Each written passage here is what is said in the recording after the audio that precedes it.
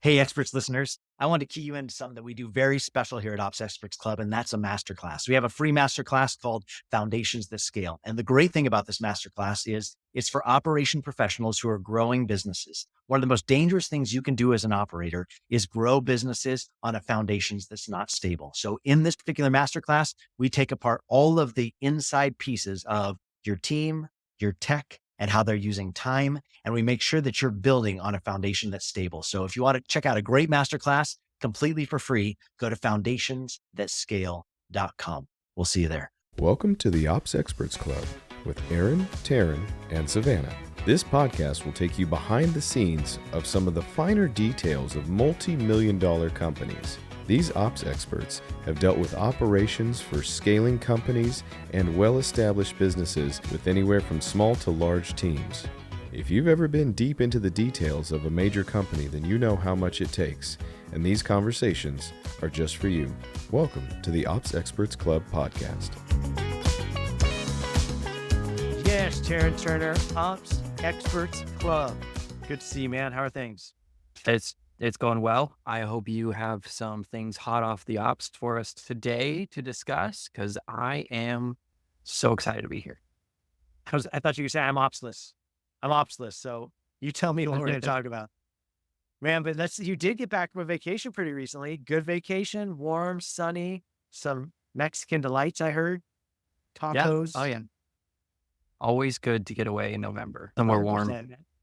Dude, your end of the state looks crazy. I was seeing like all kinds of crazy videos coming out of like Bellevue and that whole area where it looked like you guys were in some kind of like war zone with the winds and the rains. Has it been crazy up there? Yeah, we got missed on that one. It was everything north of us. Yeah, crazy. Yeah, so November is upon us, that's for sure. Winter season's upon us, so sunshine is always most welcome. So I'm glad you got some vacation time. Savannah and I missed you last week. Now Savannah's gone, so now it's just me and you. We just get to hang out. Yeah. So Taryn, I thought it would be a good topic for us to talk about today. I've been getting quite a few people reach out, and we're in the middle of it with a couple of new clients on kind of an end of year audit.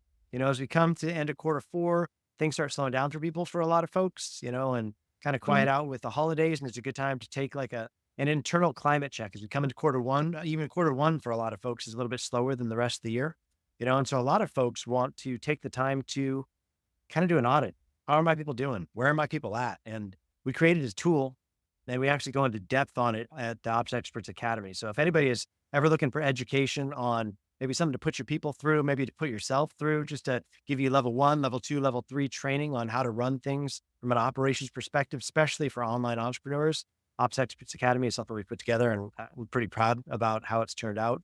We go into deep dive on that in Ops Experts Academy on this whole idea of Gap Analyzer. Gap Analyzer is a tool that we created that takes an inventory of your whole team, takes your team 15 minutes time to go through and kind of inventories their daily, weekly, monthly tasks. And then they get an opportunity to speak to what's the greatest inefficiency, what's the largest pain point, and what would be the biggest win. So they get to talk about their own personal role, greatest inefficiency, largest pain point in the organization, and then what would be a win. And the great thing about the tool, I mean, obviously I don't want to break my arm, pat myself on the back, but the thing I think is pretty cool about us creating this tool is just in one single dashboard, an entrepreneur can see, oh, this is where my people are using their time. And they can ask themselves the hard questions of, is that where I want my people using their time? Is that what I want people working on? Do we need this many people doing these type of tasks? And it also shakes down all on that same dashboard, everybody's assessment of largest pain points, greatest inefficiency, and what would be the biggest win. So I feel like it gives you some good momentum to be able to log in some solid wins as you come into the new year. You want to talk a little bit about like your experience with the Gap Analyzer and what you've seen with teams and maybe advocating for an end of the year audit? Yeah, I love the Gap Analyzer. I love putting it to good use with teams, and we've rolled it out for people right as we join with them, and then we've rolled it out with them year later too. So there's no one time for it. You can keep doing it over and over again.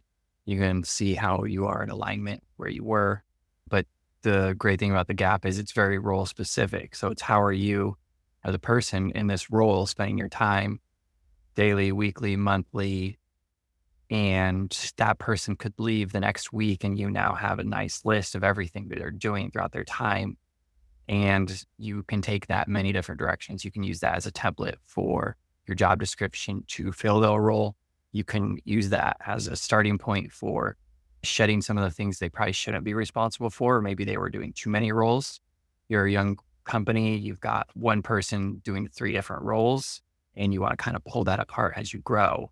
And so it's a Yeah. great place to start with that too. So lots of different places and lots of different directions you can take it from there.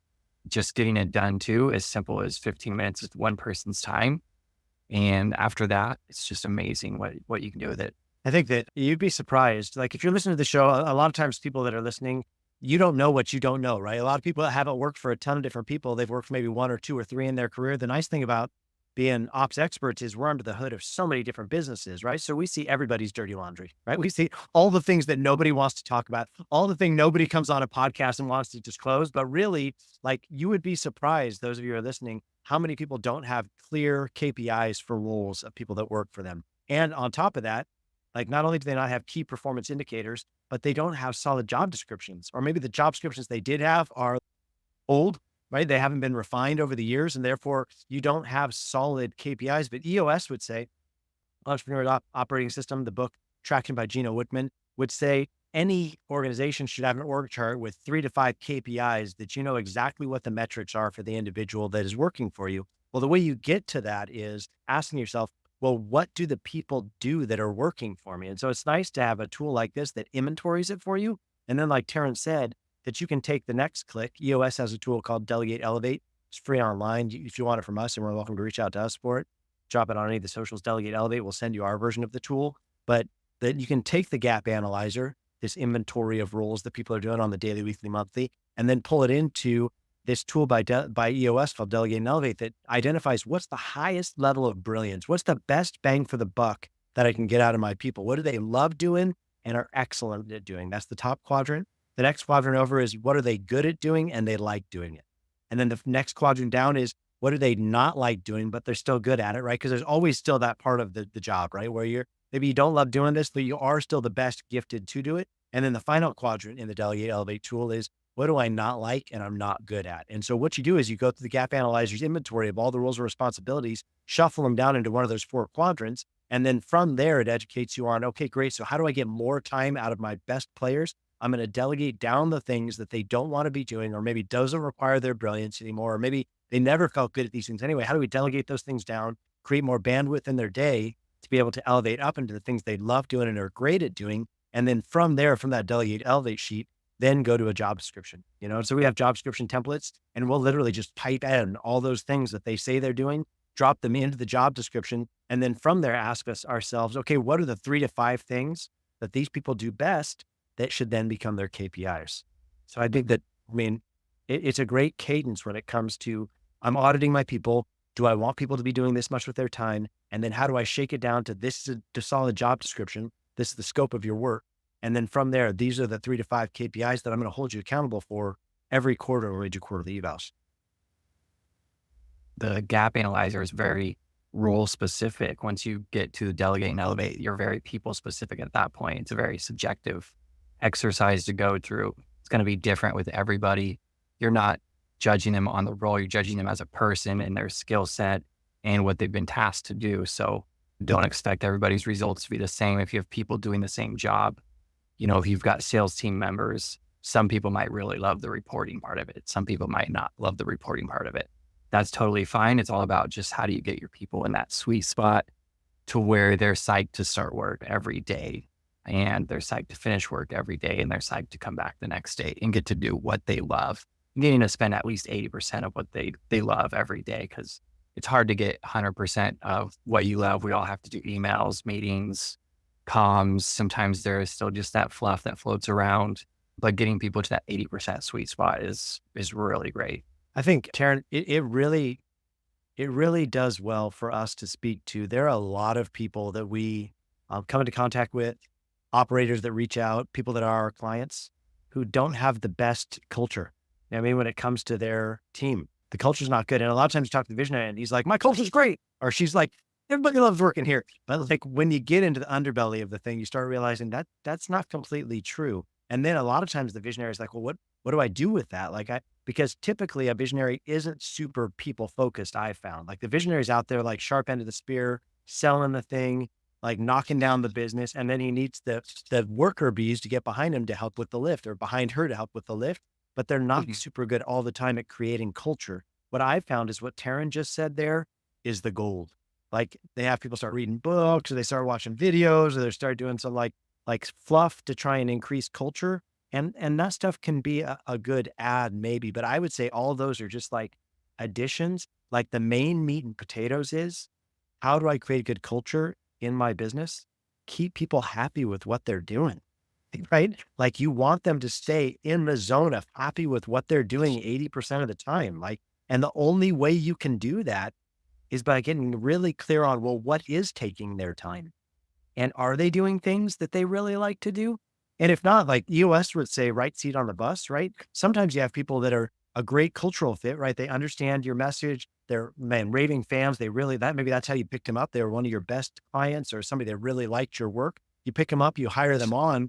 But the way that you get them to stay is by getting them in the right seat on the bus. And some people are just in the wrong seat. And you don't know that until you take an inventory on, like, what is it that they're doing, and are they good at it? Do they enjoy it? Because that's how you retain employees the longest, is by keeping them happy. So I'm so Mhm.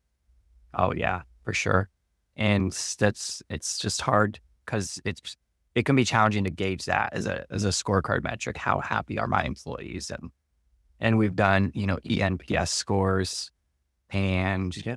trying to judge it that way, and employee surveys and feedback and all that stuff. But the Delegate and Elevate tool is a really, really good starting point to helping you get to that point of, well, I might not know how happy they are, but at least I can help propel them towards what do they love doing, and how do I keep them in Yeah. that sweet spot. I would say too, guys, like I know nobody wants to hear this. And so just brace yourself on what nobody wants to hear. I feel like I'm bringing all the bad news, but this is the good news, right? You want to get to the good stuff. That means you got to shovel some shit, all right? Like you got to fertilize the ground if you want some good stuff to grow. Like that's how growth happens, right? I would say the thing that you don't want to hear that you need to hear is, you really need to be doing quarterly evals.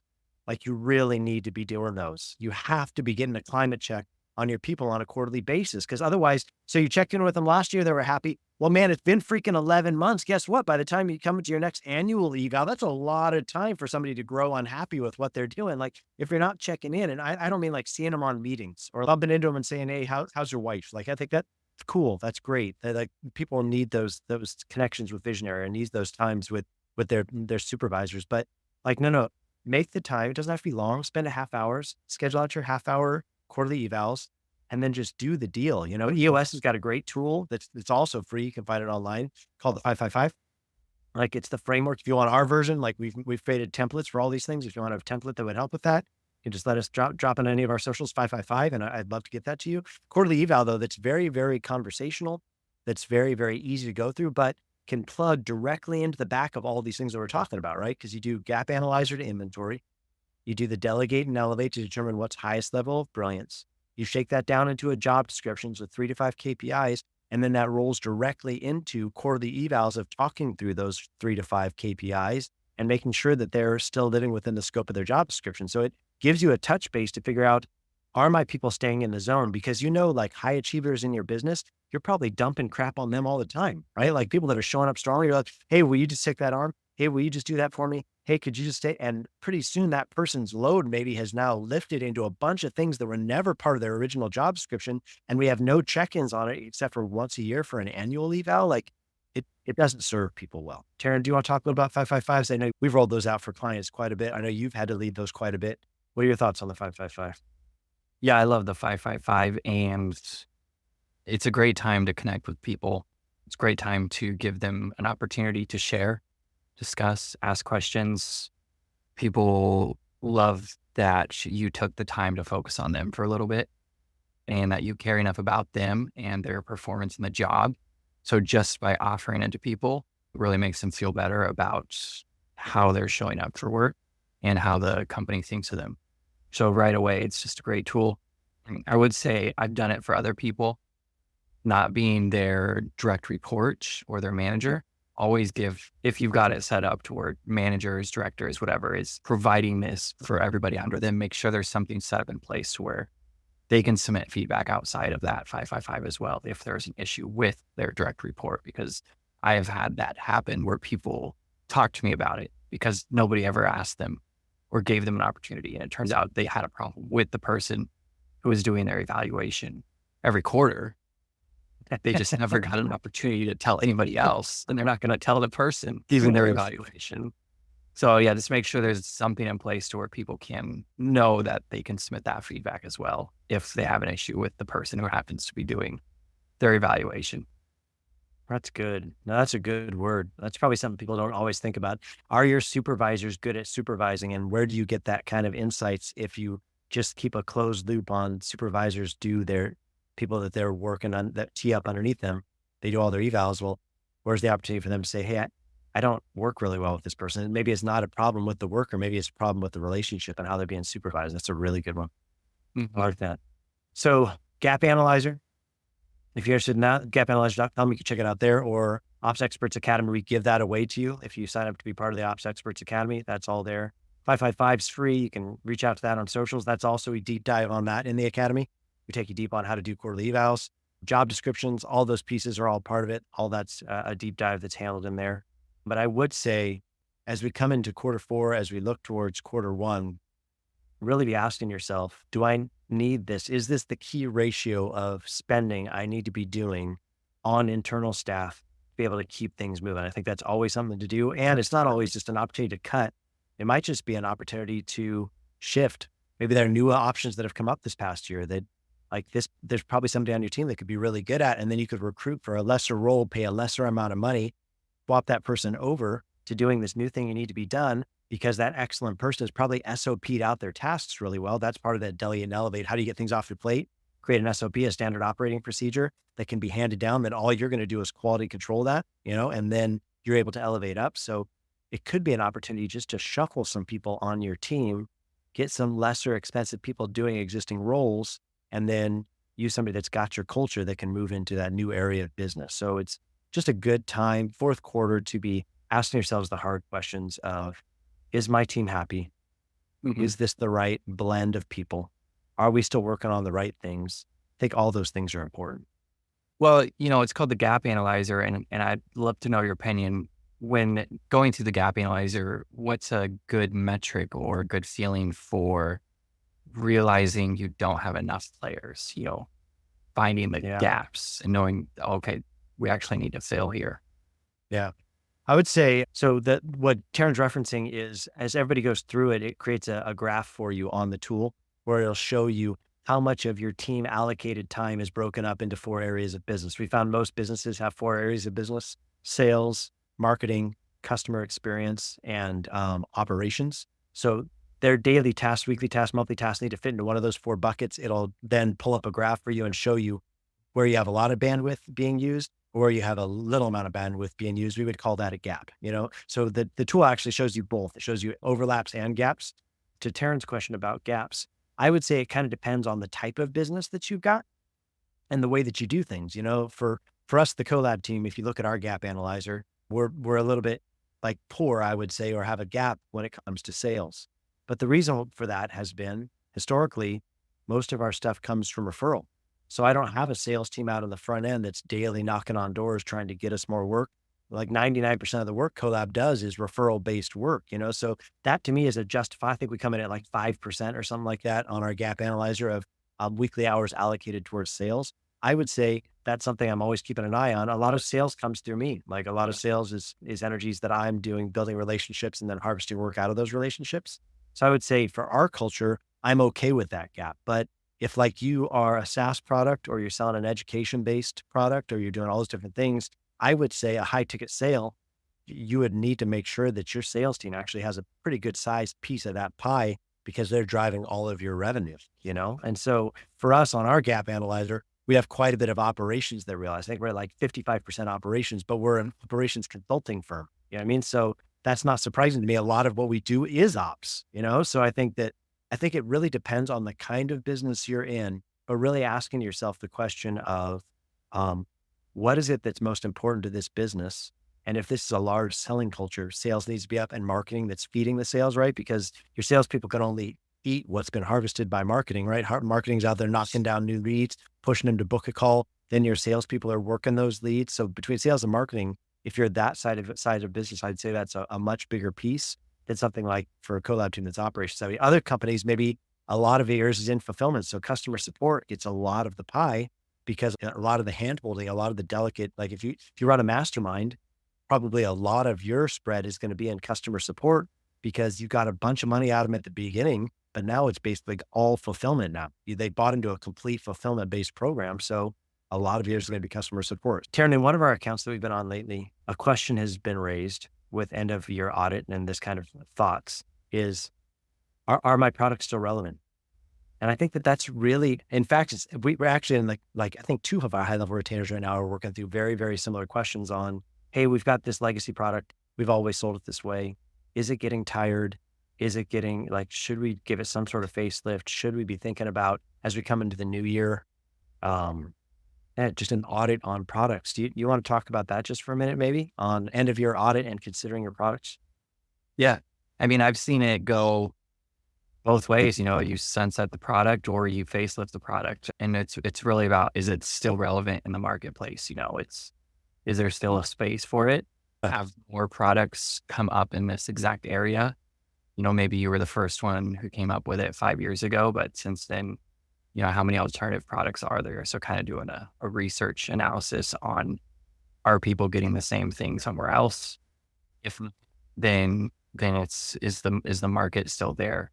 Is my customer base still there? My avatar for the product, do they still exist? And so depending on what you find there, you can move to the financial model of it. Does the finances of this product make sense? Is it feasible for me to continue doing it? At what's my break even point? At what point do I need to just scrap it? And if after all that, it turns out to be feasible, then doing just an awesome facelift works wonders for it, giving it a slight name change, which we've seen, rebrand, which you'll notice all of your favorite apps do it. Facebook does it. Kajabi just did a big rebrand recently. They completely even changed their color, which was surprising. Companies don't change their color, but just having a refresh and a rebrand and a different name can make it feel even like it's a brand new product for the same market. I love that. I think too, so we talked about money. We talked about, is it smart? How does it work? I mean, doesn't need a facelift. All those things are brilliant. I think the thing to be asking yourself is, does it still bring me joy? Do I still find life in this? You know what I mean? Dr. Darius Daniels is somebody I have a deep respect for. I love the guy. I love his heart, love what he brings to the world. I think that he's been a great client for ours for the last couple of years, but I was really impressed when he chose to sunset one of his products that I would have said is one of his top, there's a lot of revenue in it for him.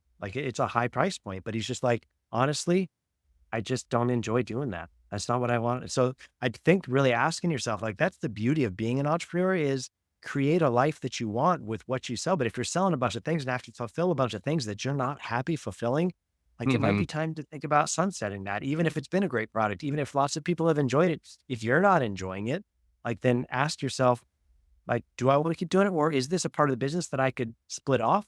Do I have to be the one that's fulfilling it? Maybe somebody on your team would like to fulfill it. Or is this something that I could splinter off and sell? Is this a part of the business that maybe a great revenue generator and somebody else might want to do it, but I don't necessarily want to fulfill on it? So I'll break it off and I'll still maybe get a return on a percentage of it. Or I just think there's a lot of cool things you could do, but don't keep doing the same thing because it's always been the thing you've done. Ask yourself the hard questions. I know nobody likes to always look in the mirror and ask those questions. End of the year is a great time to be doing that as we prep for annual planning. If you haven't done annual planning, shameless plug, check it out. Planning 2024, I think is still up. We're going to get in planning 2025 here, but planning2024.com. If you want to check out some great resources, I give you some great resources to do an annual planning. We would love to do it for you. But as you're dreaming about next year, be thinking about, doesn't necessarily include our whole product suite, or should we do some audit and ask ourselves, is this something that we should be winding down? So yeah, very fair point there too. I mean, it's a simple question. Does it bring me joy? What kind of time does it take for me to do this product? It's very, very valid, things to also consider when you're looking at the whole view of your product.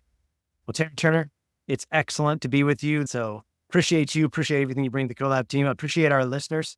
Really appreciate everybody jumping in here and giving good thoughts. If you don't follow us on socials, follow us on socials. I'm dropping all kinds of questionnaires there and thoughts there. I'd love to hear things that you would like to hear us discussing here on the podcast.